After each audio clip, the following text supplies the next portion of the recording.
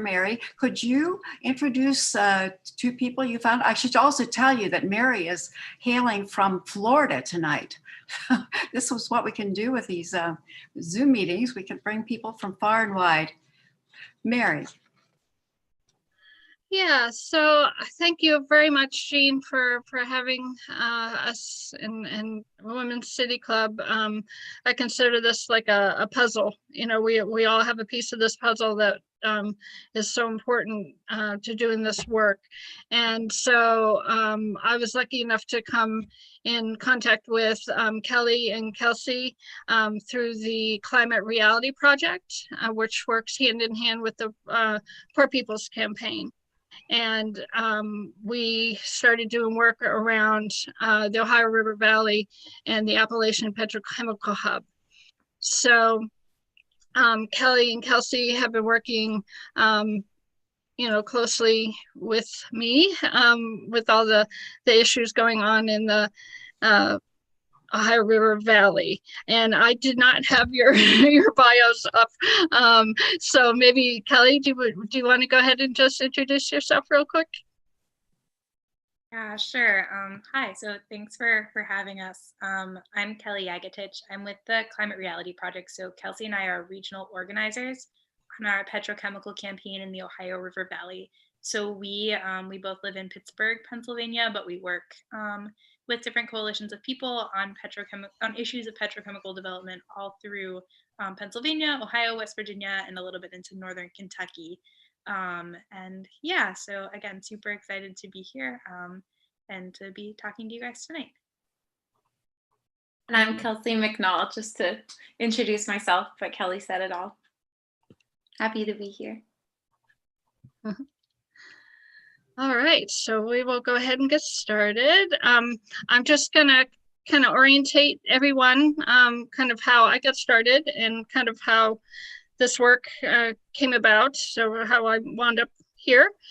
So it started back, I started doing work around Orsenco, which is the Ohio River Valley Water Sanitation Commission that was put in place in 1948 to basically, my interpretation is to keep the states from fighting over who polluted the river is kind of my take on it. And but there were some changes coming about with the Orsenco, and many of our interpretations of it is there are people on the commission now that don't have necessarily the best interests of the people that use the river in mind, and they wanted to change the pollution control standards.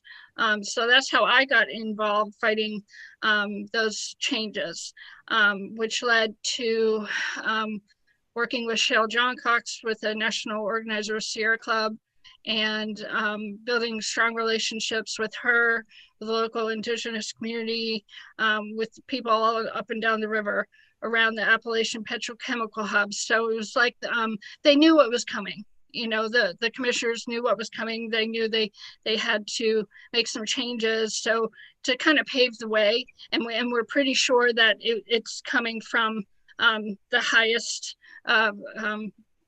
places of power, you know, around this Appalachian Petrochemical Hub that we're going to be discussing. So, you know, the pollution, they made it so the pollution control standards are now, each state can decide whether they would like to adopt the higher pollution control standards of Orsenco or not.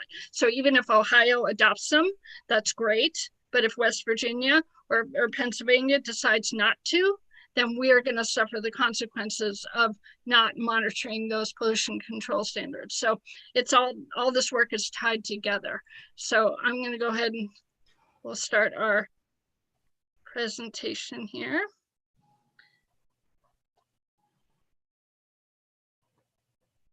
So it's called the threat to our drinking water.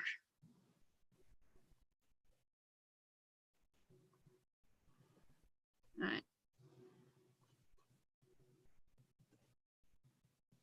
All right. All set? Ready, Kelly? Yeah, sure. So I'm going to jump in. Does everybody know that if you go to view options at the top of your screen and click on side by side, that you'll be able to see the whole screen? Okay. Okay, great. Well, thanks for clarifying that and talk through this. So just kind of preface this, I know it's kind of difficult to know when we talk about like petrochemical development. There's a wide range of literacy on these topics and a wide range of, you know, what people know about it and what people don't know about it. So if at any point I'm using any like jargon or things that people don't totally understand, feel free to like put your questions in the chat and we can definitely try to answer that. But really the focus of our project today, of our conversation today, is really to talk about the threat that the Appalachian Petrochemical Hub has to our drinking water, right? So I'm living upstream in Pittsburgh, where a lot of these things are happening. So, you know, the front lines of fracking and the Shell ethane cracker, which we'll talk a little bit about. But, you know, downstream on the Ohio River is Cincinnati, which gets a lot of the waste. So really kind of the focus of this presentation is just to say that we are all connected by the Ohio River and that what happens, you know, upstream affects what happens downstream. And so this isn't just, you know, an issue that's happening in the frack fields of rural Southwest Pennsylvania or in Beaver County, Pennsylvania, where the Shell cracker is being built. This is an issue that's impacting all of us. And so that's kind of what we're going to be talking about today. So we can go to the next slide. So really the question of what is the petrochemical hub, right, is important to understand. So historically, you know, again, my viewpoint is pretty Pittsburgh centric because I'm up here, but Cincinnati as well is a historic Rust Belt city, right?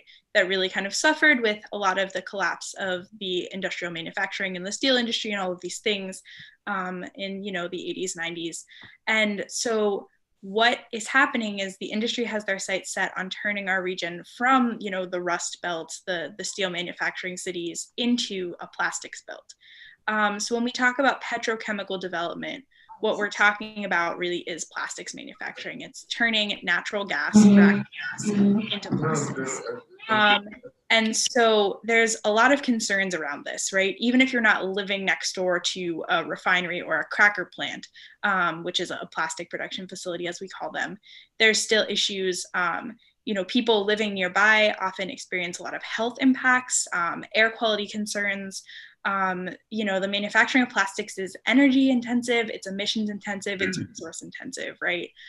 So fracking emits a lot of methane. There's a lot of concerns around climate.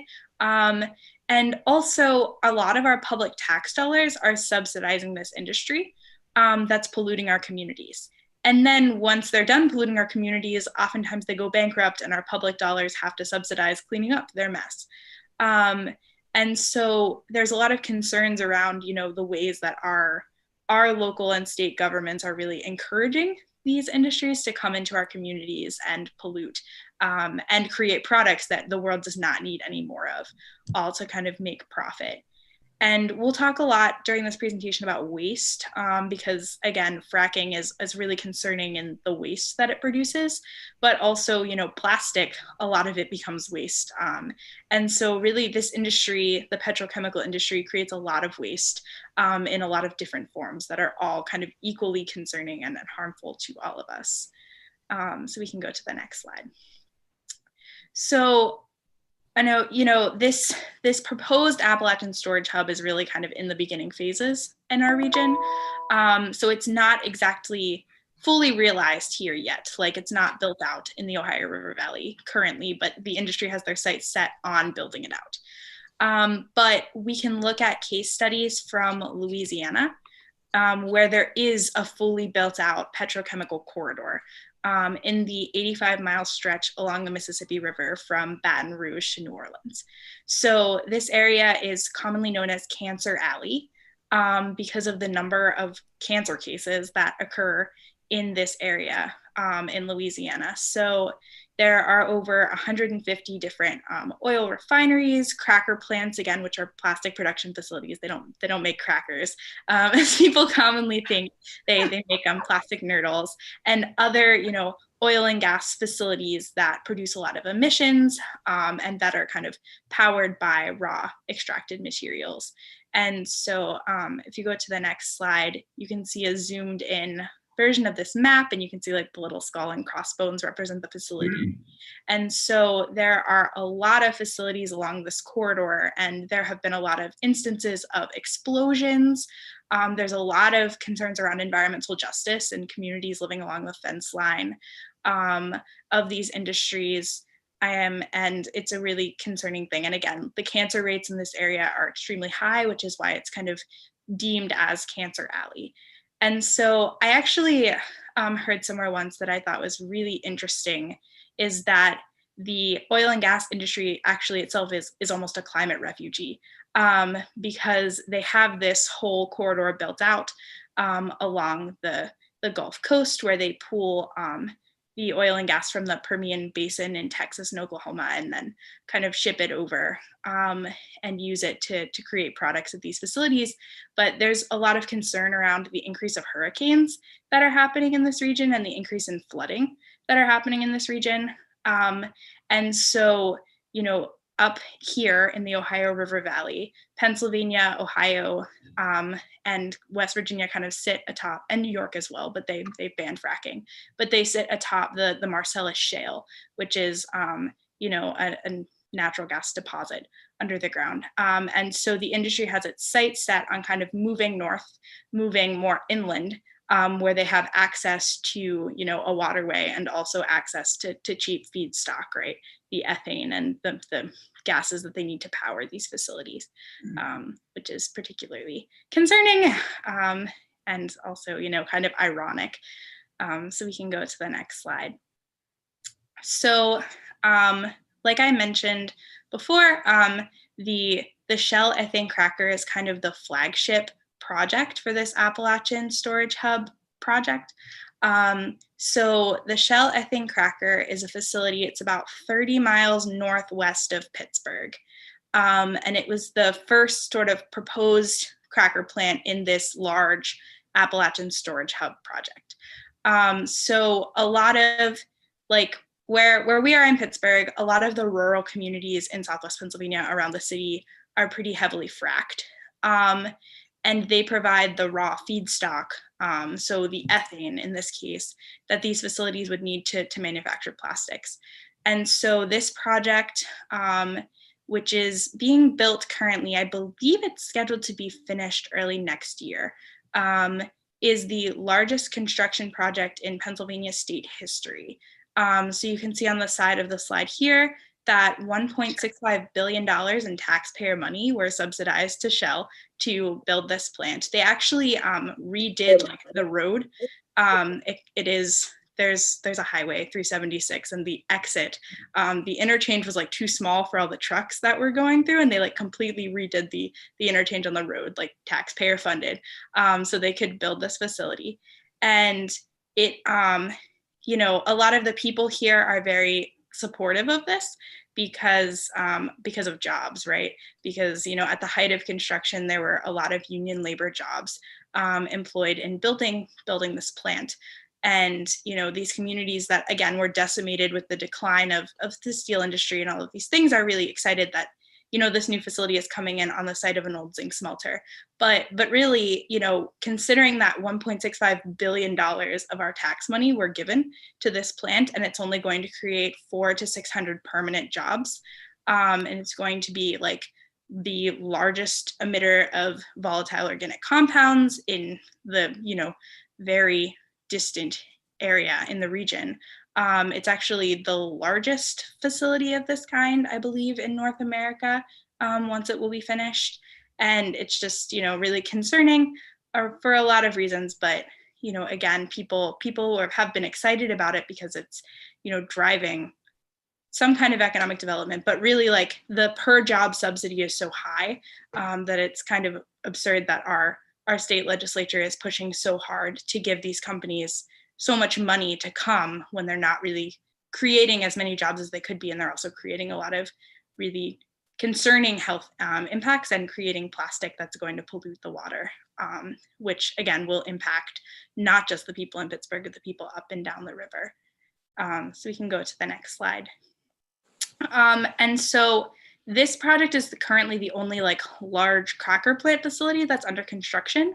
But again, you know, the oil and gas industry really has their sights set on this region. They're calling it, you know, the Appalachian Petrochemical Hub, and they're having, you know, conferences about these things, and they're talking about, you know, how many of these facilities could the Marcellus Shale, like the raw natural gas coming out of the ground here, support. And so again, there's like, you know, 25 projects that have been discussed or proposed in this, you know, 4-state region along the Ohio River. Again, there's, you know, a lot of ethane crackers, methanol crackers, propane dehydration, gasification, chlorine, all of these concerning things, and they all require a lot of frac wells. Each of those frac wells requires, you know, gathering lines, processing plants. They require pipelines to go from those, you know, processing and cryogenic facilities to these facilities with the gas. They also require a lot of ethane storage. This is a massive, massive project. It's not just one plant that kind of lives by itself. It's all connected. And I think that's what a lot of people don't really understand about these facilities and about this kind of large Appalachian petrochemical hub. So we can go on to the next one. And so again, these facilities are powered by fracked gas. A lot of people think, especially here where we live, where fracking is, you know, happening a lot in our communities, a lot of people think that fracking is happening here to really power your homes, and you know, it's energy, right? Energy independence, and it's important, and all of these things. But right now, the price of methane is so low that the oil and gas companies aren't making money on it. Like, there's a surplus of methane, right, in nationally. And so what they're really doing is they're fracking not to get methane, which is the dry gas, but to get a lot of these wet gases. So, you know, ethane, propane, butane, things like that, that then can be turned into products and can make profit. So, you know, it's really a myth that all of this fracking that's happening in our communities is for energy. It's really to push forward the agenda of creating plastic, which ultimately is industry's hope to create profit when they're not making profit off of methane, which is the gas that we use to heat our homes. And so, you know, among the concerns of like methane leaking from well pads and earthquakes and, you know, all of these like adverse health impacts that Mary's going to talk a lot about that come from fracking, there's also concerns about waste. So, you know, I don't know if you guys know exactly how this process works, but essentially what they do is they drill really deeply down underground, and then they send out laterals. They drill laterals, so drill laterally, and then essentially pump like millions upon millions of gallons of water down into this well, and then pull that water back up with the gas. And that's kind of a very rudimentary description of the process, but they call it produced water, but it's really not water. So it's water mixed with a bunch of drilling chemicals, which the industry actually isn't required to disclose what those chemicals are. So we don't exactly, I mean, you know, you have some idea of what they are, but they're not technically not required to tell you exactly what they're pumping down into the ground. But they pull all of that water up, and it becomes wastewater or brine.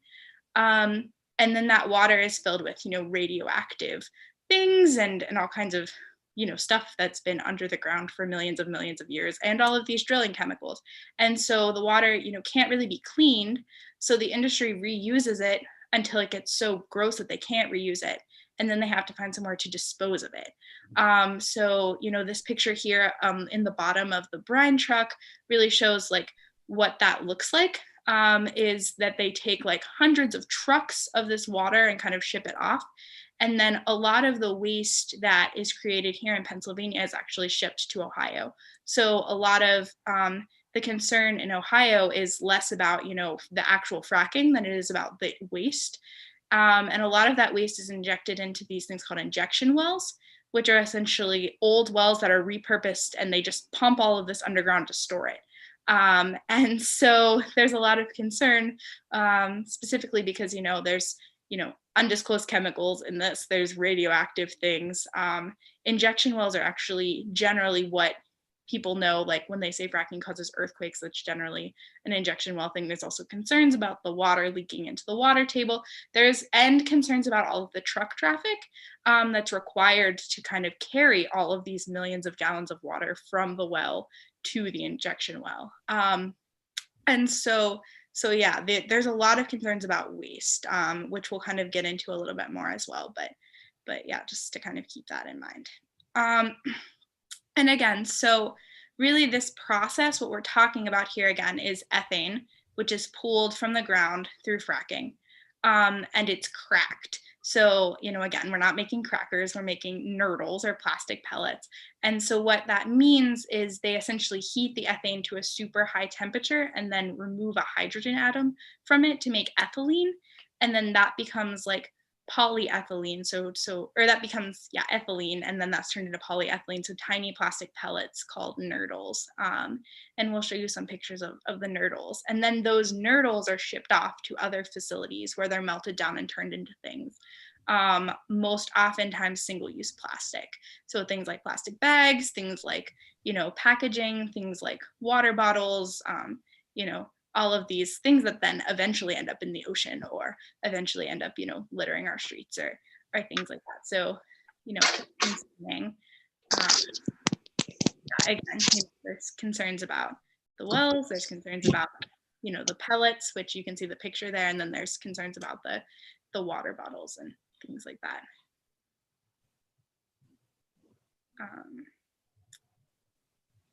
Yeah, and so here's just one more picture where you can see the proposed proposed hub. So again, the star at the very top in Pennsylvania, where it says Monaca, Pennsylvania, that is where the Shell ethane cracker is proposed. And then the next proposed ethane cracker, the next sort of big project, is the PPTG facility, which is in Belmont County, Ohio, so Dilly's Bottom. And you can see kind of the arrow is pointing towards that. And so that facility has not yet begun construction. It required all of its it acquired all of its permits over 2 years ago. And through the Ohio, EPA, and the Ohio government has really been pushing that facility. And Jobs Ohio has actually invested like a ton of money in site preparation, which is taxpayer money. But the company itself, PPTG, has not made a final investment decision. And they actually, the company actually, they kind of keep stringing the Ohio government along and saying that they will invest and saying that they will invest, but their partner company has pulled out. And I believe just last week they announced that they have no timeline on when they plan to invest. So it's looking kind of positive that this facility is not going to get built because of poor market conditions for, the price of plastic, and also, poor market conditions for the oil and gas industry in general, but it's still concerning. And there's still, if it were to get built, there are a lot of concerns around the threat to drinking water. So we can go to the next slide. And so again, around 5 million people use the Ohio River for drinking water. And that there's no background data for many of the toxins that are going to be, could be emitted from this facility.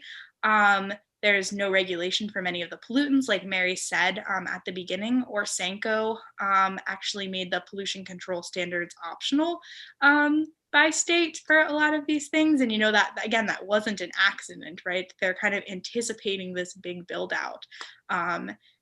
And, even in the permit for the plant, it was stated that it would result in a lowering of water quality. And, what does that mean? Like, what are the specifics here?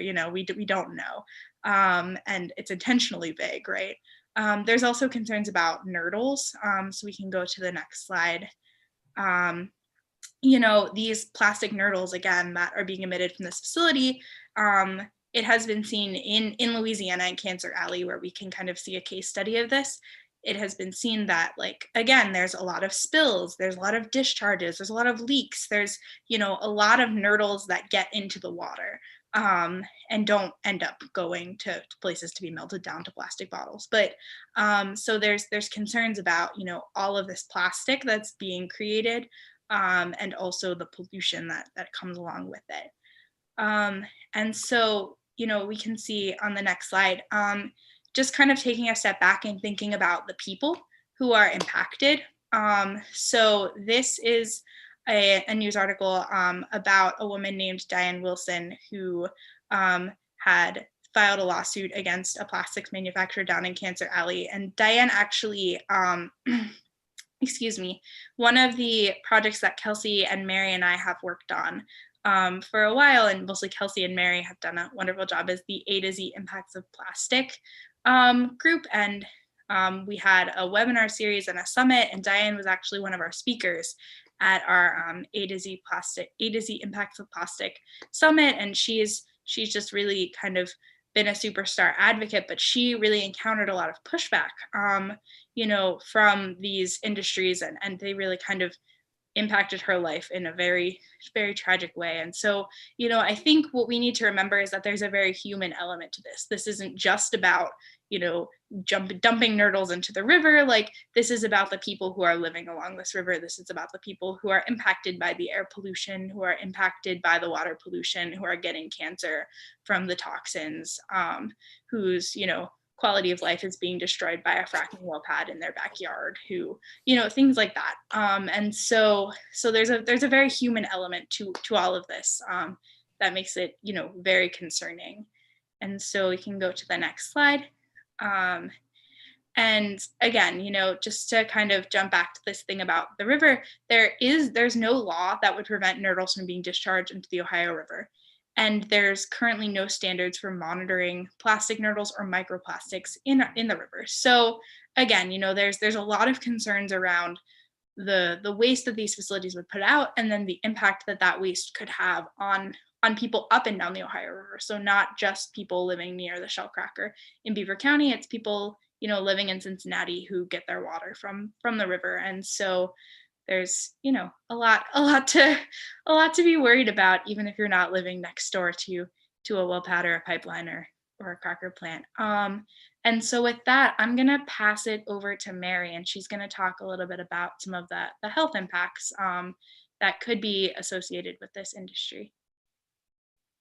Thank you so much, Kelly. That was amazing. You're always impressed me how much you know about all of this, and retain it if you have to spit it back out. So thank you so much.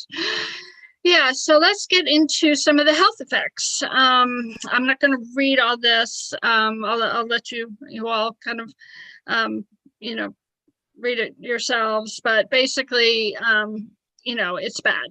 It's there's just no way around saying that. There's no way to prevent anyone from getting sick from all this disruption that is going to be caused by these plants. You know, it's just all bad news. So I'm going to show you some of the ways that we can tell. If you look at this polycyclic aromatic hydrocarbon, these are the chemicals that are going to be processed. And look at the shapes. Look at, you know, how the makeup, the molecules, shapes of the molecules. And now look at this, testosterone and estrogen. What do you see? What similarities do you see between the two molecules and how similar they are, right? So they basically fit like a lock and key into our endocrine system. And so the possible negative effects of this are, you know, literally human development is obstructed, and just totally, that, you know, that's where all the cancer come from. That's where all the health impacts in the endocrine system. Any, you know, people living around the plants are going to be impacted. There's just no way around it. So this is scary. This is, I call it apocalyptic.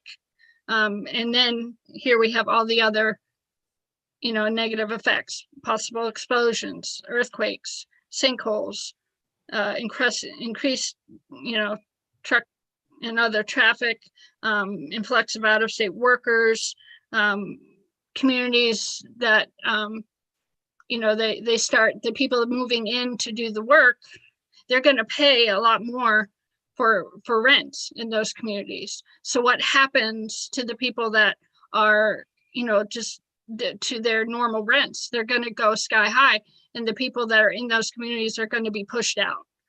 You know, that, I mean, there's all these other ramifications that happen that people don't know, that people don't see, that the companies will promise, oh, we'll build you a school and we'll do all these wonderful things for your community, but they don't tell you all the negative things that also happen to the community, the you know, the pollution and the increased traffic and the people, the rents going sky high, and just so many impacts that, you know, are just unseen and people don't know about.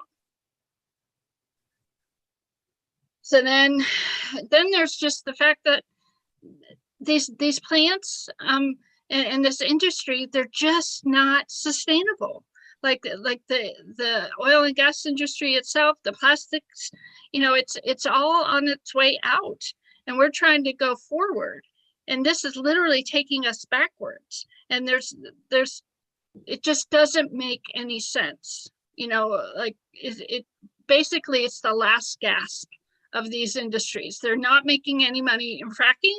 So it's like, oh, okay, so what else can we do with this, you know, to make some money? So that's basically what they're trying to do, is to, you know, this last gasp of trying to make some money. And then, you know, who suffers in the end? It's always the people, so the communities.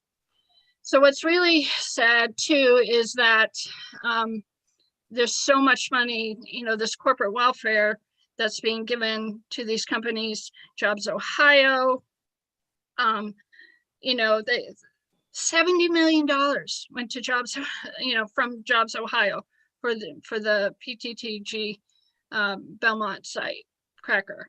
You know, what could have been done with that money instead, especially now? So it's just, again, economics of this and the cost benefit just far outweighs any, you know, rational decision making, except for the people that are making the money. To them, it makes perfect sense because they're making money off of it. So, just a side note, you know, $10,000 goes to Governor DeWine, kind of helps give a little push there for making some more money. Just have to note that. Again, Jobs Ohio, economic development, $7 million to prepare the site in Belmont. This could have gone to so many other things. All right, and then this for me is the real kicker. You know, Kelly talked about how there's so many different chemicals that we just don't know. And especially in Ohio, they have made it literally impossible for us to find out what chemicals are coming out of the ground and being used. So that means if there is an accident on the road, God forbid, a truck hits a school bus and they want to know what happened, how do they treat the children in the school bus? They won't even be able to find out what chemicals are in that truck and how to treat the people that are involved in that accident. So there's all these wells with all these secret chemicals. They're taking the waste that they get, they're injecting it back into the ground in these injection wells to get rid of it. And nobody else wants it, so they're all sending it to Ohio because our rules are so, you know, just conducive to receiving everybody else's waste. And literally it's like illegal for a lot of other states to have the waste. So they ship it to Ohio and put it in all these injection wells. Here's a short video I'm going to show you. Some of you may have seen an article by Justin Noble, and I just wanted to show you a couple minutes of it because it's so important. Actually, I had it here. Sorry. Well, get it to go down. Hold on. There we go.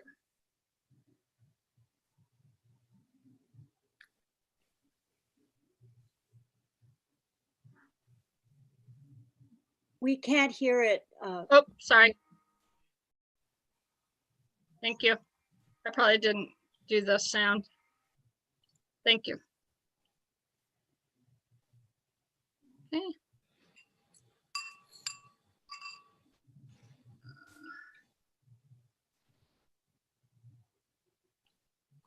Okay, there we go.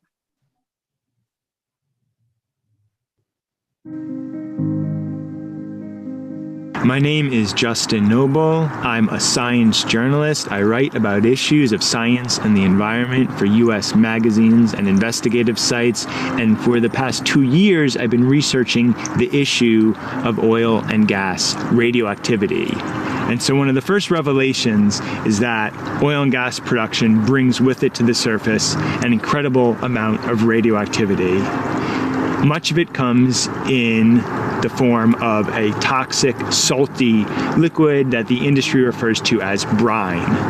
Brine is something that collects at a wellhead in tanks, and human beings, truck drivers, must pull up to a wellhead and pick the brine up and take it to a site for disposal. These drivers are completely unaware that they are handling a hazardous substance. They're told they're hauling water or salt water, when in actuality, they're hauling something that well should be labeled as radioactive. And we can look at numbers. In the US, we often measure radioactivity with a unit called picocuries per liter.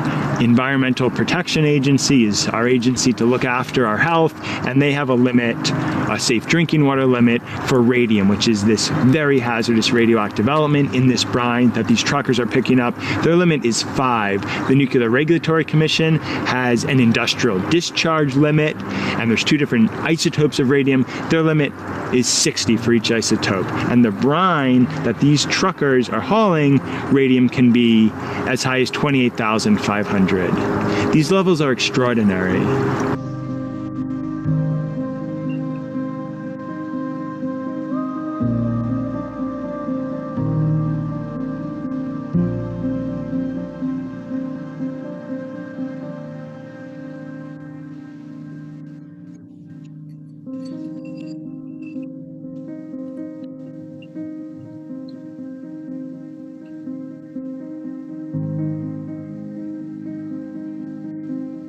I think one of the most alarming and terrible discoveries in my research is to discover that there was a set of Louisiana legal cases in 2016 in which oil and gas workers working a variety of common industry jobs developed lymphomas, leukemias, colon cancer, liver cancer, and other types of cancers. Many of them died, and their exposures were linked using an analysis program created by the CDC, part of the US government. Their exposures were linked indisputably to the radioactivity exposure they received on the job. We only know about these cases because in Louisiana, they were brought in front of a court of law. There is no way that this is not happening in other parts of the country, in other parts of the world.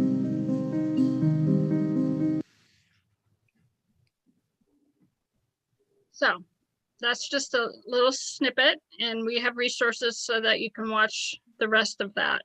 But this is huge, and this has effects that really could, have so many ramifications for the people working in the industry, and there's more work being done around this issue, just so you know. So the dangerous levels of radiation he speaks about were confirmed by tests conducted by the Ohio Department of Natural Resources. Despite the test results, Ohio's elected officials and regulators are refusing to act to protect their homes and families from policies that dictated by the oil and gas industry. You're right. The fracking boom hit Ohio and turned our state into the waste center for the oil and gas industry. the New York Times is publishing an article warning about the dangers of radioactivity. And there's an article that we're going to share that you'll have access to. And this industry has a long history of poisoning the environment surrounding their operations, and they have been allowed to do it. And this website that will be in the resources, you'll get lots of more information. So we have the waste that comes from all this fracking, and it is used to as the brine saltwater that they're talking about, and it's used to be spread on our roads in Ohio as de-icing and to reduce dust. And studies show it doesn't even do the things that they use it for. But the reason why they use it is that a lot of times it's free and it's cheap. So there's, oh, well, so what if it doesn't work? It's free and it's cheap, and so what if it's radioactive? It's just not okay. It doesn't make any sense, but because of the laws and because of that it doesn't cost, it's not a burden on the municipalities and the county budgets. I guess they justify it.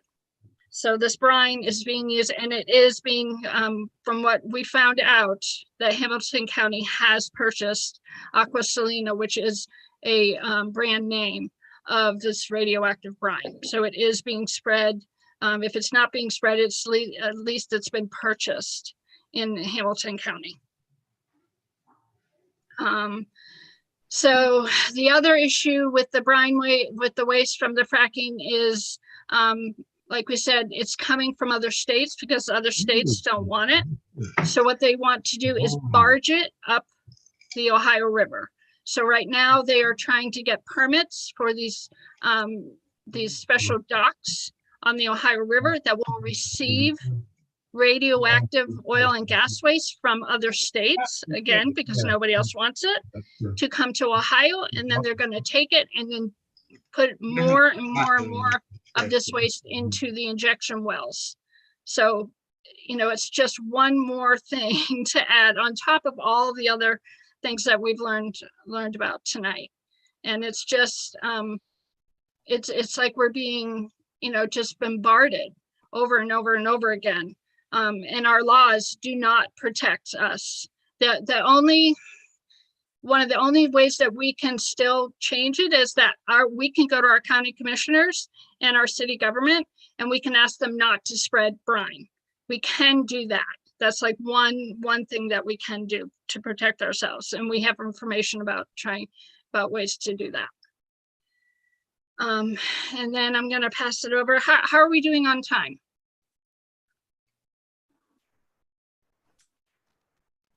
So I can take over here. I don't know if anyone wants to interject quickly about time. I can definitely shorten my spiel through these slides, depending on if we want to make sure we save I know it was originally intended 45 minutes for questions at the end. Should we just keep rolling? Yeah, I guess. Okay. All right, so yeah, we'll just keep on going then. So moving forward here, it's easy to get really wrapped up in like all the issues associated with oil and gas. That's the work that Mary, Kelly, and I do on a daily basis. But taking a larger look at this issue, and especially the theme of this presentation tonight, is threats to drinking water and how frontline communities and marginalized communities are disproportionately impacted by those threats. Taking a step back, throughout Appalachia and the Ohio River Valley, there's just such a long legacy of extractive industry poisoning our water and harming our communities for profit. And so right now, today, we see the number one threat being the petrochemical industry and the oil and gas industry. But going back in time, throughout the Industrial Revolution, of course, there was so many issues with the mining of coal, and that continues to be an environmental issue and an issue affecting the health of communities. Deforestation a lot of chemical plants and facilities along the river. We'll talk a little bit more about that in upcoming slides. Fracking and manufacturing, of course. Really, we're just living in a region that has really historically been bombarded by extractive industries, and that looks can be deceiving. Appalachia is beautiful and the Ohio River is beautiful, but there's such a long history of just poisoning the rivers and acid mine drainage and these industrial facilities that even though the water may look pretty, you can't actually swim in it. So you can go to the next slide. And as well as the water being poisoned by these industries. Mary and Kelly touched on this in their previous slides, but water is also just guzzled up and used so abundantly by so many of these industries. So through them, like in mining and in fracking, just so much of our fresh water, like one of our most precious resources, right? Like thousands and thousands of gallons is used to perpetuate the development of these industries. Like it says, millions of gallons used to frack one well. And of course, mining and mountaintop removal and these other processes are also very water intensive. And then it also, of course, is poisoning our streams and our water. And like on the bottom there, we all know water is a human right. It's our most precious resource. And of course, these issues are most impacting frontline communities, people, poor folks, people of color in Appalachia and in the Ohio River Valley. And so not only are issues of poisoning our water and wasting our natural resources, they're environmental issues, but they're also justice issues. And so I'm not an expert at this, but I'm gonna give my best overview here about a pretty profound instance of environmental injustice that took place in Parkersburg, West Virginia, upriver from Cincinnati. I think many of you may be familiar. There's a recent movie that came out called Dark Waters with Mark Ruffalo, and it highlights this really insidious story of this this facility that leaked a chemical known as C8 into the water supply. And C8, it's called a forever chemical, that it never really goes away in the environment. It's completely man-made, not found in nature. And it has really profound long-term impacts on people's health. And so if you haven't seen it already, I recommend that you watch the movie Dark Waters. It's based off of a true story. And then I haven't gotten the chance to see this yet, but it's been recommended to me so many times. So it's really high on my list that even more so we need to watch Dark Waters, but also The Devil We Know covers the same story and gives a little bit less of a dramatized look, a little bit less of a Hollywood look at that issue. And so again, this issue of C8, it's also known as PFAS. It's a chemical.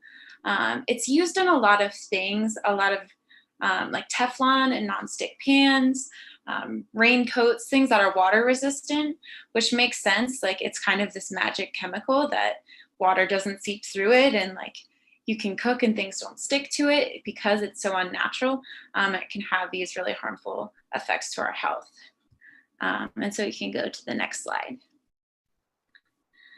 And again, so these facilities and this environmental degradation, we have to keep reminding ourselves that the reason why they exist, and so much of it, is to fuel our capitalist consumption of plastic and the overabundance of plastic, and it increases our throwaway culture as a society. And so it's gotten to a point that basically everything we use in our day-to-day life comes in plastic packaging, and that's intentional, and that's something that industry has kind of crafted to create this dependence of plastic. And so we have to remember, like Kelly was saying, that a lot of times when we think of like the oil and gas industry, that they're like fueling our cars and keeping our homes warm in the winter. But now we have to look at that they're doing much more than that, and fueling this kind of toxic obsession with plastic in our society.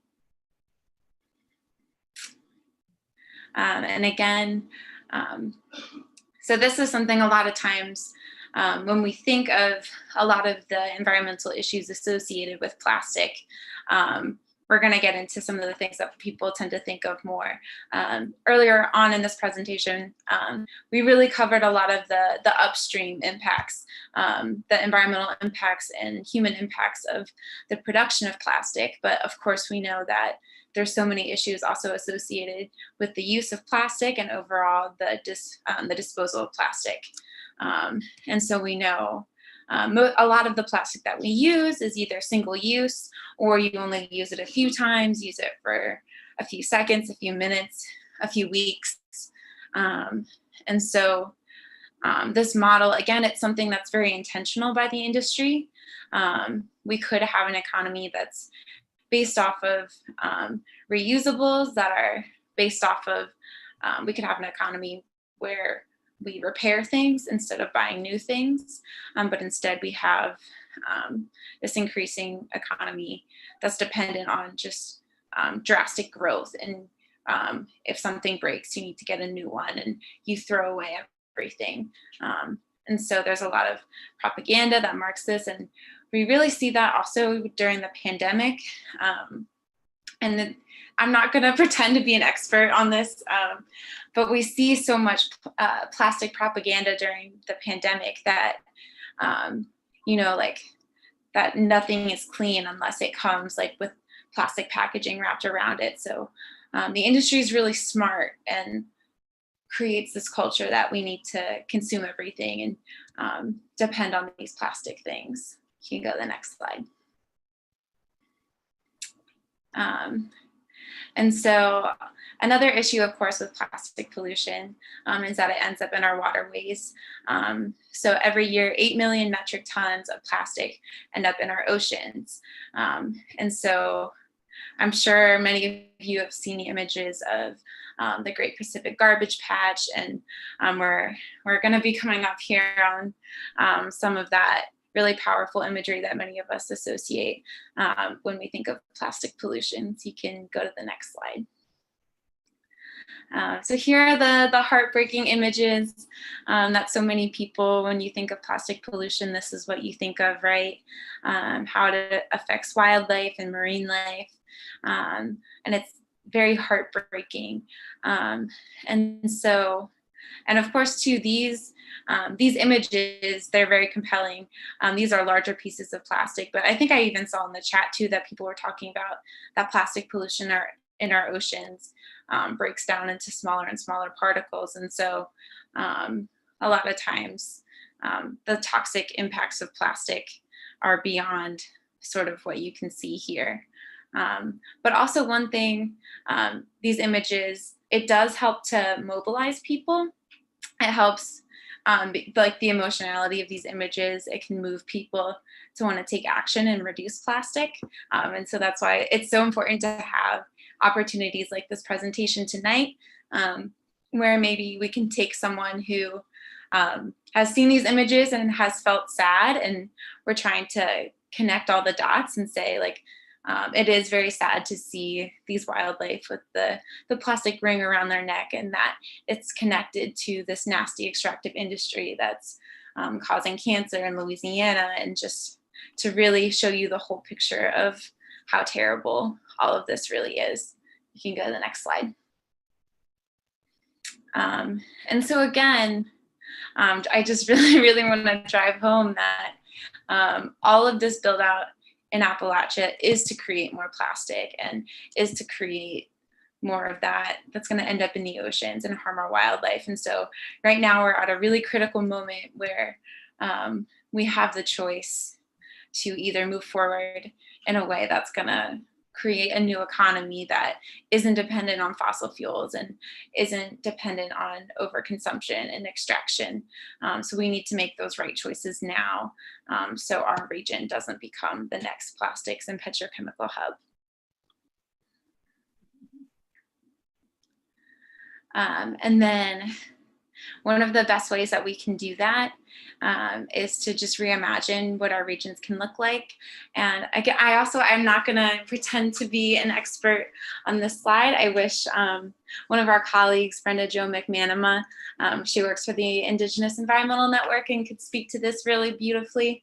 But I recommend that everybody takes a look at, and maybe when Mary sends resources following this presentation, you can take a look at the Indigenous Environmental Network's principles of just transition in a people's orientation to a regenerative economy. And so this is a resource where it really just takes a look at ways that we can create our economy that isn't dependent on these extractive industries, that actually heals people and heals the land that we're on. It's a way that we can move forward and live in the future that we want to live in. And I'll pass it back to Mary. Yeah, so I know we're over time, so I'm not going to go through these last slides. Are just things that everyone can do to get involved, resources, ideas, things like that. I think it's more important that we get into some discussion, and then our contact information, we can share the slides with you all, and then get into some discussion. And then if you have questions about any of the information on those other slides, you can just contact us. How does that sound? Well, actually, Mary, I think, what each of us can do as individuals and what we can do as organizations is actually some of the most important information that we could get. Okay, so do you want me to Yes. bring that back up? Okay, sure. Please. Okay. Let's see here. Nope. That must have a delay here. Okay. So these are some of the ideas. We can, of course, do education presentations just like this. If you have not seen The Story of Plastic, it is an incredible movie. Diane Wilson, I think she's the one that they actually landed and they shot her dog in the movie. That she's in the movie, and explains what industry actually did to her, and she wound up winning, thank goodness. But it was a very traumatic experience for anybody that wants to fight back. We have a series A to Z Impacts of Plastic series where that we did, and is available for people to still check that out. If you go to impactsofplastic.com, you can get more information about that. We want to just collaborate with all these groups like Kelly and Kelsey. We have people over Petro organization that's has West Virginia, Pennsylvania, Ohio, and Kentucky, collaborating with all these different groups, getting involved in your community. The Ohio River Guardians is a local group that's working on these issues. We have this new vision of our communities: green energy development, plant-based plastics, reduced use of single-use plastics, demand investment in local communities so that we can thrive and we can power our planet with renewables. What you can do today: join a discussion, again, on impactsofplastic.com, write a letter to the editor, meet with your local elected officials. We have had a meeting with Councilmember Michelle Jan Kearney.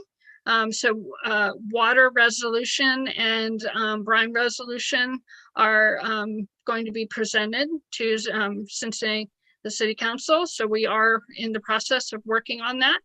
Of course, this was the old slide. So we did amazing job of Pass Plastics Group did get that passed, but because of COVID and Bill 242, there's some roadblocks there, but we got to just keep fighting.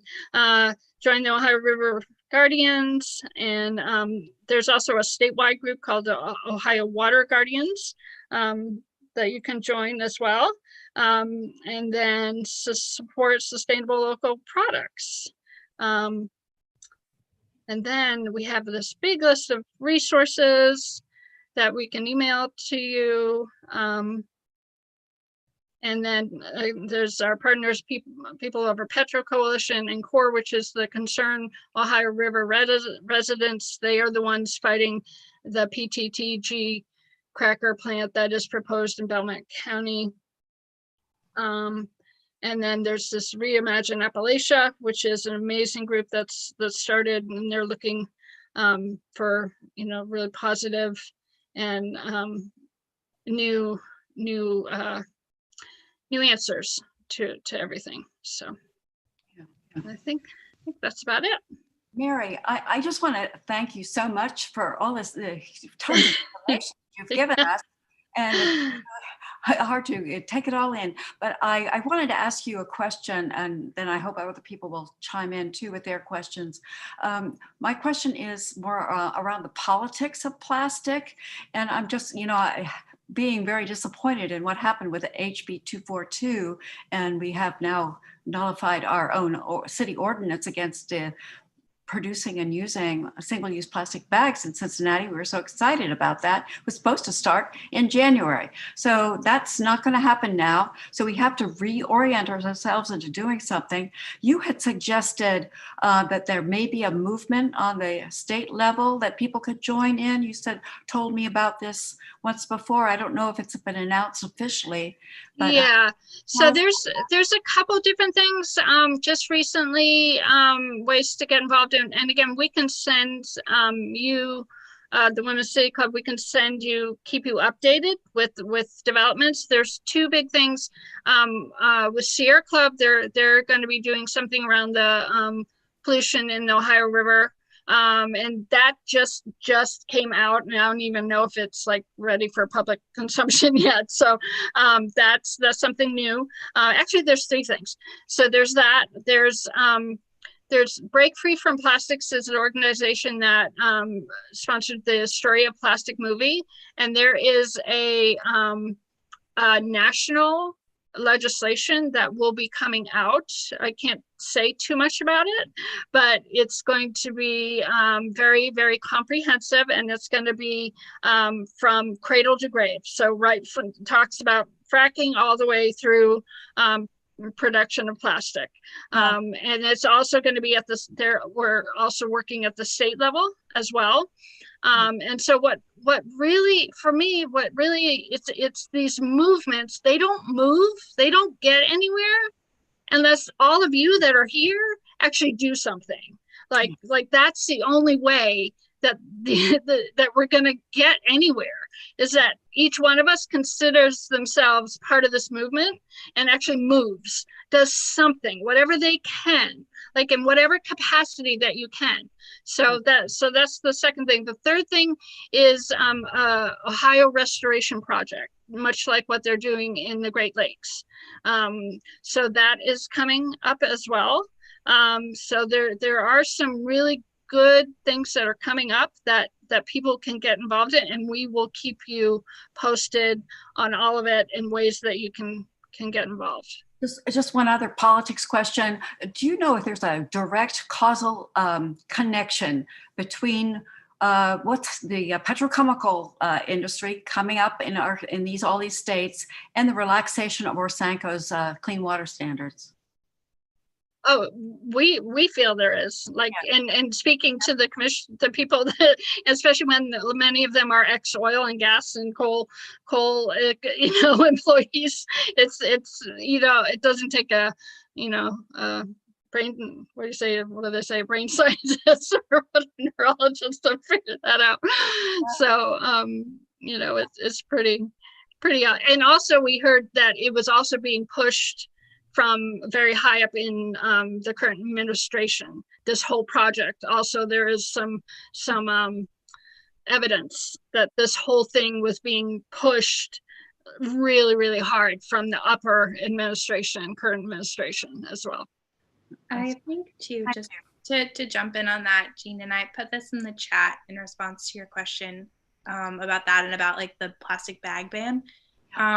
Is that, a lot of this stuff is intentionally opaque, right? So like the industry isn't going to come out and say like, we want the legislators to do this for X reason, but there are definitely a lot of like levers that are pulled kind of in backdoor deals, and you can kind of like, the fossil fuel lobbyists are pretty prevalent in a lot of these state legislatures. So I know Pennsylvania passed a law similar to the HB 242 in Ohio, where they preempted plastic bag bans, and they kind of like snuck it in the budget negotiations right before like they had to pass the budget at the end of the year. And it was like definitely driven by the fossil fuel lobby, but like nobody from fossil fuel lobby is like coming out waving their flag saying like, we did this, like kind of thing. But there's you have to kind of do a little bit of inferring and sleuthing, but I think they're smart. Opaque. Yeah. Are there other questions? I just have a question about Rachel Maddow's blowout, because she did a lot of connecting with the fracking that was causing earthquakes in Oklahoma. I mean, is that hard evidence that can be used about the hazards of fracking? I can try to answer this one. One of the things that's really the toughest about this industry and like the development of oil and gas is that it's not happening in a lab, it's happening in the world. And so we don't have these circumstances where you can, control external factors. And so we do have, like, there's so much confidence that like oil and natural gas drilling and injection wells leads to these earthquakes. But sometimes like the correlation and causation, it's hard to make it, I guess, to prove that the oil and gas industry is the one solely responsible for these things. So there's definitely so many instances, and like the same thing in Cancer Alley, like we can point to so much of like the industry is here and now people are getting sick, and the industry is here and now there are earthquakes. But it is a little bit tough to really pinpoint those earthquakes to be faulted to the oil and gas companies. And then also to, this is a bit more technical, but I believe that there's something about the geology of Oklahoma and the Permian Basin that's a bit different than the Ohio River Valley, that the issues of like earthquakes and some of those like natural and geologic problems that arise with this issue or with this industry are a little bit different. Yeah. I don't know if Kelly or Mary, do you have anything else to add? Yeah, I can jump in super quickly and say that I don't know a ton of specifics. And like Kelsey said, again, a lot of these things are super hard to prove with like direct causal relationship, but it is something that's pretty interesting. And again, a little bit Pennsylvania specific, but I believe the state of Pennsylvania has a total of like 7 injection wells total, because originally we were told that our like geology is not conducive for this type of injection, and most of our waste has been shipped to Ohio historically. But I believe like Ohio is kind of getting overwhelmed, and they actually a couple of years ago there was this big fight to permit an additional injection well just outside of Pittsburgh, and everyone was kind of like, historically you've told us that this is unsafe for our geology and could cause earthquakes, and the industry kind of like walked everything back, and they were like, no, it's safe, it's fine. So there definitely has been concern and like knowledge within the industry that like the geology of the region is not necessarily suitable for these things, but they're still kind of trying to permit them anyway, which is concerning. What is Ohio doing with its wasteful fracking waters? It's going into injection wells. So it's going back in Ohio. Yeah. So what they do is they bring it up and then they put it back. They're putting it back in their ground where it can get into places where it's not supposed to go, right? Once it gets into our groundwater, it's over. We're done. And if you think of I think waters can become our next currency, and we have a great deal amount of fresh water, in this area, and people are going to start coming here for fresh water, but when it all gets contaminated because injection wells, what are we gonna do? I mean, it's just insane. It Mary, just does not make any sense. I So- just wanted to say that we have protected our greater Cincinnati, or just our Cincinnati area against injection wells. We went and got that as an ordinance, but outside of Cincinnati, not greater Cincinnati, is not covered. We could put injection wells here, and it's very receptive to injection wells. Hey, Mary, do you have any evidence that you can share with us that the quality of the Ohio River drinking water in greater Cincinnati area has been affected by this in any specific demonstrable way? Actually, I think it's Jean and several other women, or I shouldn't just say women, there may have been men in there too. I'm not sure, have visited. We are very lucky here in Cincinnati that we have a special water filter, that we have some of the best water, but it does not look for all these chemicals. The ones that we know of that to look for, it does not. And the women, the people that have been to the Greater Cincinnati Waterworks, correct me if I'm wrong, but from what I understand, it does not look for those chemicals. The ones that we do know come, and then there's a million that we don't know, that they don't even know to look for. So we are not protected. That great filter that we have, we are not protected. And so what, even if we were, what about everybody else? 5 million people get their water, my only question is, wouldn't it be great if the head of Cincinnati Waterworks would issue a report that says, we are very worried about, here's the deal. If Cincinnati Waterworks doesn't freak out about this, we don't have a case that we can make to the general public. So I think it's absolutely critical that we get Cincinnati Waterworks to say, we care about this. It's a concern to us. We currently cannot detect this stuff, but and therefore we are extremely worried. If that happens, it changes the ball game, because right now it's a non-issue. Yeah. No, I agree with you. It doesn't cut. Right. But if you get the waterworks to say it's a problem from our point of view, it changes the lineup here big time. So that's all I want to say about it. So thank you. I just want to add that the League of Women Voters had a big conversation with the Greater Cincinnati Waterworks, and we asked that question: are they able to identify and monitor these chemicals? And they said no, they don't have the capacity. Or Sanko says the same thing; they don't have the capacity to identify or monitor them. They don't even know because they're protected, proprietary substances. But I think that's also scary. You don't want, the government doesn't want to come out and say, we can't protect you. Like, all hell's going to break loose, right? What? It's like, oh my God. Like, but do we have researchers from the US EPA or from Cincinnati, University of Cincinnati, Department of Environmental Science? I mean, are there experts locally in Cincinnati who could be tapped to issue an analysis that says, we are deeply concerned about this. This is a pending problem that threatens the public health of our region.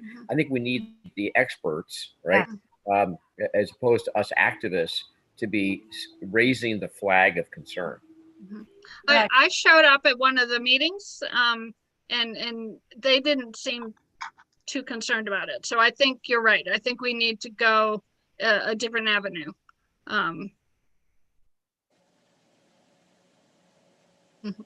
Other questions?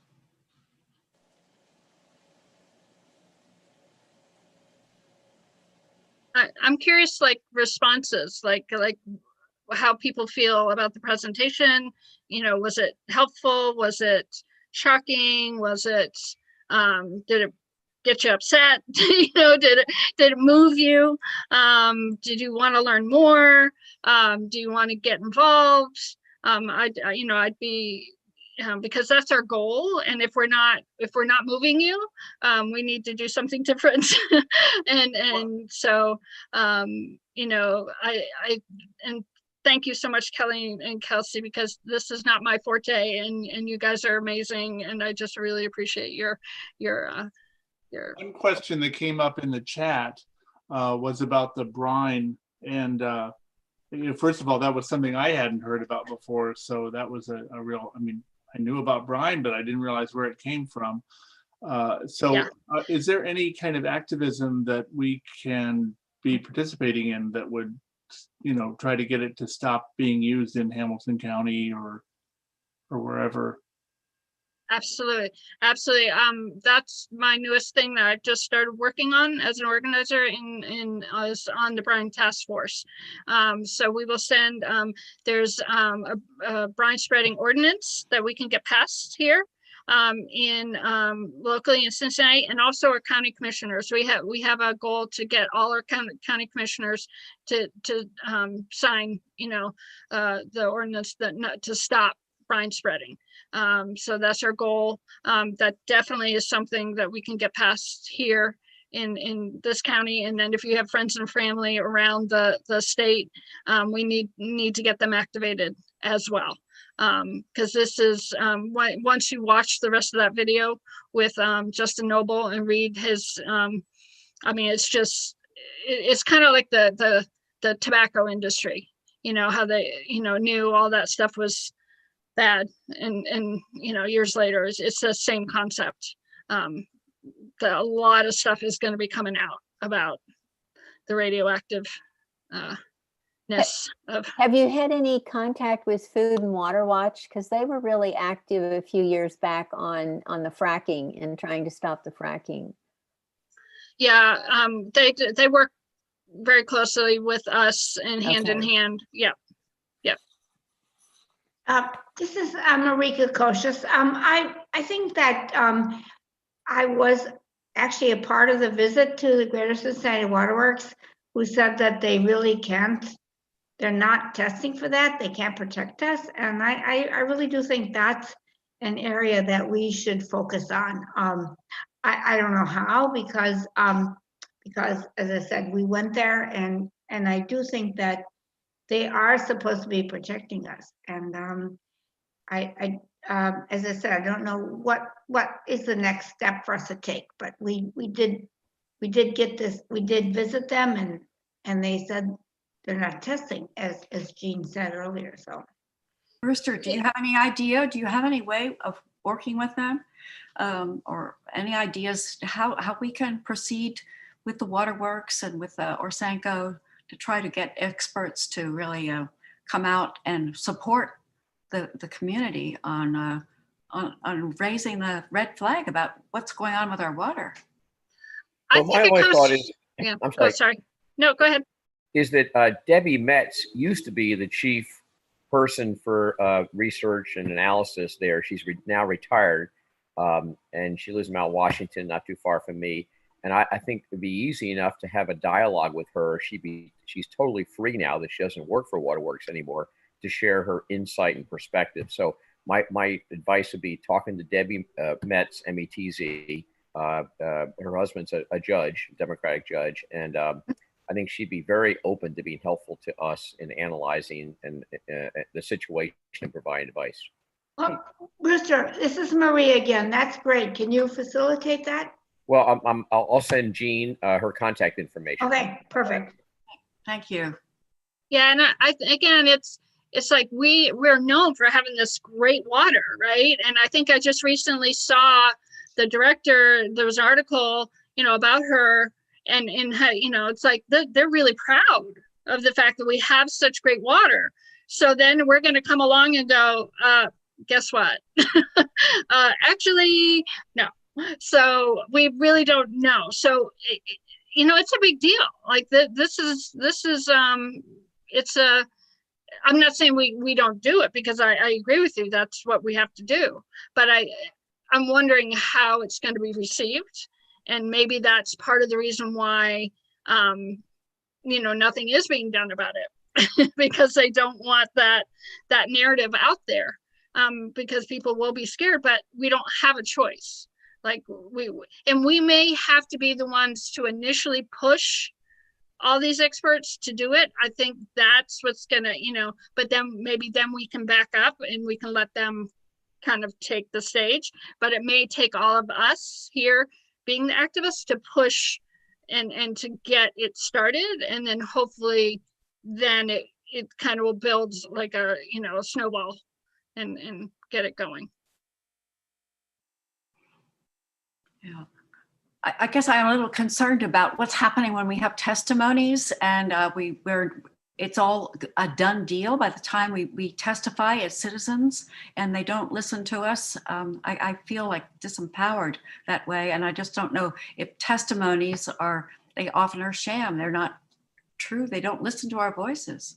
That's a real concern. Yeah. Other thoughts? I think the thing to kind of keep in mind is that, like, maybe you as one person can't make an impact, or like, I mean, you can make an impact as one person, but if you as one person go to some public hearing, it's a lot easier to dismiss you. I think that really what we have to keep in mind is like that the power of this movement is really like in mass, in people, in persistence, first of all, like continuing to show up even when, you know, maybe we might not make a huge difference, but also kind of capacity building and bringing other people in. Because I've seen, you know, a lot of people get shut down at public hearings, right? But when 200 people pack a room and they're all kind of saying the same thing, it's a lot harder for a group to kind of, a council or anyone to kind of shut people down. And so, you know, sometimes it doesn't make a difference, right? If you go and speak at a public hearing, like, to be completely honest, but the act of showing up continually and continuing to push and like showing other people that like you care and that this is important helps to kind of push forward this narrative and helps to kind of continue the pressure. So we can like eventually kind of take down this beast. We have one coalition partner that always talks about like death by 1,000 paper cuts, which is like just kind of cliche, but also, you know, definitely something that we have to keep in mind. And there are like, you know, there's a lot of us who do this work full time, right? And so it's our job to sort of figure out the strategy behind this, but there is a lot of strategic thinking to be done with how this works. And with, you know, what levers can be pushed and should be pushed and who has the power and who do we want to target and when do we want to target them and what's the best way to do that. And so, you know, it is complex and it can feel very defeating at times, but I don't think that means we should give up. I think that means we just kind of need to keep pushing and thinking about the bigger picture is that if we do nothing, then nothing happens. So I don't know if that's encouraging or not, but Yeah. that's how I like to think about it. I also want to add to that, that this industry, like Kelly was saying, that the industry is successful through money, but we're successful through our people power and through mass organizing. And so even if it's something like 200 people showing up to a public hearing, and even if the permit that people are fighting at that public hearing, even if that permit ends up being approved, despite what the people want, any chance that you can get those situations in the media, in the limelight, this industry definitely thrives when it's in the shadows and people aren't talking about it. And so the more that we can do to raise hell and to just to show up and get in the media and just bring attention to these issues, it really starts to tip things in our favor. This is Go ahead. You're muted. This is Bill Cahalan in Price Hill. I went to the Orsenko hearings in 2018 and 19, public hearings, and the huge majority of people who spoke at those three hearings in 2018-19 were against Orsenko making the regulations voluntary. They did it anyway. I mean, and counting the emails, there were over 4,000 people in opposition to the deregulation move. They did it anyway. Yep. Lake Erie passed a Bill of Rights. The voters in 2019 voted for a Bill of Rights of Lake Erie to be inserted into the charter in the city of Toledo. And they were declaring it illegal in this Bill of Rights to do things like the manure pollution from the confined animal feed operation farms to the west of Lake Erie. But as they expected, the day after the law was voted in by 60%, over 60% of the voters in Toledo, They were sued by a big agricultural network, and the next day they were sued by the state of Ohio themselves. So to me, that shows what Community Environmental Legal Defense Fund has found for over 25 years, which is that we really don't have much of a democracy anymore, and that corporate power influences our politicians so that we have preemption laws that make it against the law to pass an anti-plastics ban and so forth, a plastics ban.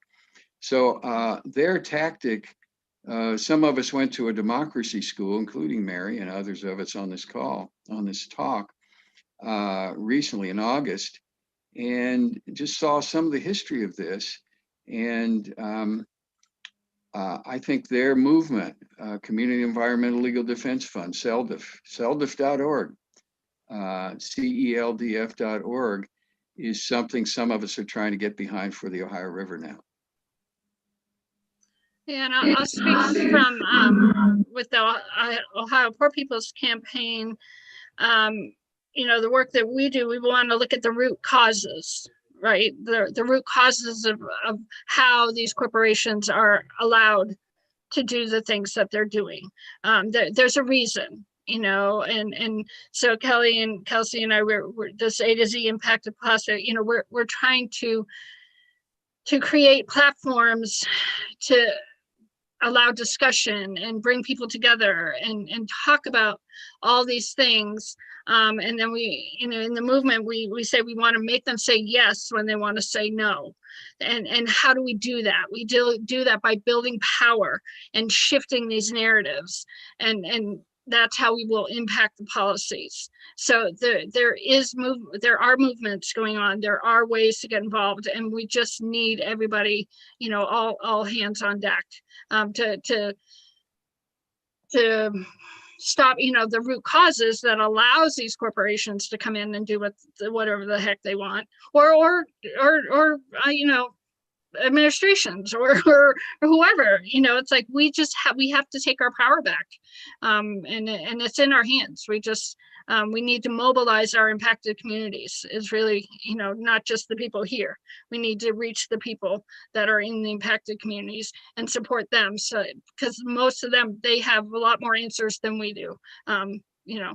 But So. Mary, it's also not just power, but it's informed power. And what you've done tonight is inform us and outraged us, and it makes us, you know, kind of mad and wanting to act. So what you're doing now is really empowering and helpful. And thank you so much for doing what you do, all of you, Kelly, Kelsey, Mary. Thank you. Thank So, you.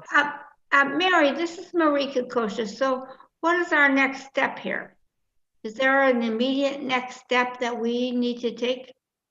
Yeah, we'll send a follow-up email. We have there are ordinances that we want passed in Cincinnati that we're going to be bringing. Like I said, there's going to be on a national level, there's going to be a very comprehensive plan that could take care of everything. If we could get that passed, you know, it might just make our problem a lot easier. So our agenda. So you know, we can follow up with the email with the list of things that you can do. Would that be helpful? Yeah. Well, I think we all want to do something. We just need to know what we can do. Direction. Yeah, we can map it out. We can do a map, maybe even like a flow chart, and say, you know, these are all the different steps that you can take, and to be on the lookout and places where you can go. I have a document that I keep updated. It's just a Google Doc, and I just keep it updated with all in current time, and I just and it has a list of all the different things that you can do. So anyway, Mary, so when will we be able to have another conversation with you? Whenever. Hey, you know, this is important stuff. So would love to, you know, some of those ideas that Brewster gave out, and it looks like there's been some discussion in the chat as well, because that's where these solutions come from, right? These types of discussions, once we get people activated and mobilized. And we're also starting back up our A to Z impacts of plastic. We're going to do another series. We're just in talks, and maybe that's part of it. Maybe, I've been thinking part of it should be teaching local communities how to get legislation and ordinances passed. And maybe that's where we can have one of these discussions that won't just help our community, but help everybody up and down the river. That's the whole goal. It's not just our community, but help everyone. Mary, this is Mary Darner, and I wanted to reference an article I put in the chat when there was this discussion about the right for clean water in Toledo.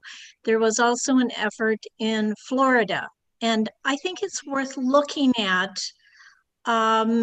just in terms of it raises the consciousness about the community wanting clean water and can make a very large statement in a vote. It may not end up with legislation, but it made a big difference in Florida, and that community is ignoring what the courts are saying and is going ahead to protect clean water. And anyway, I'd like you to take a look at it, see if there's something we could do with that. That sounds great. Thank you, Mary.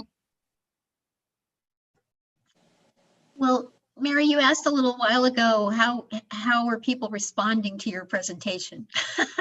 And I think that I speak for all of us when I say it was very informative, very moving, very alarming. And we're so grateful to you and Kelly and Kelsey for sounding the alarm. I want to thank Jean also, and Jeff Dye, our VP for programs, who ensures that our Zoom meetings go smoothly. I hope that everyone here tonight will take action on these issues. There is strength in numbers. And so I invite you all to become a member of Women City Club so that we can be a stronger organization and we can get something done here. So we will look forward to seeing you again sometime. And thank you so much. Thank you, and thank you for this opportunity. I'd like to start some regional calls with some of these issues, and maybe that's another way that we can start to bring all of it together. So thank you so much.